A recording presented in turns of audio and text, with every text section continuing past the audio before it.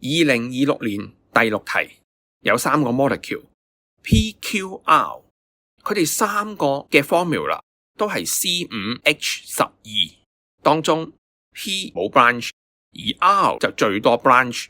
究竟以下邊一句係唔正確 ？A， 佢哋都係 isobar， 從個 formula 嚟睇一樣嘅喎，所以 A 正確。B 呢，佢哋都係 saturated hydrocarbon， 3個都冇 CC double bond， 又冇 CC triple bond， 咁應該正確啦。小心啦，呢個亦都係好多同學所犯嘅通病。saturated hydrocarbon 係由2個 terms 所組成。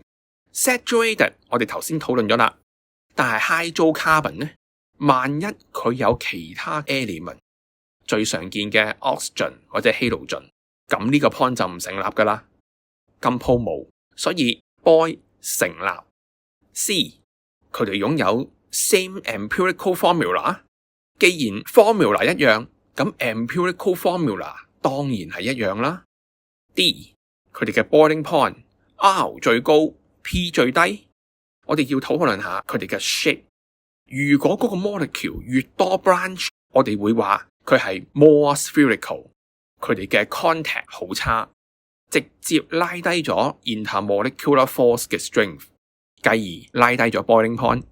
所以 R 嘅 boiling point 應該係最低，而唔係最高。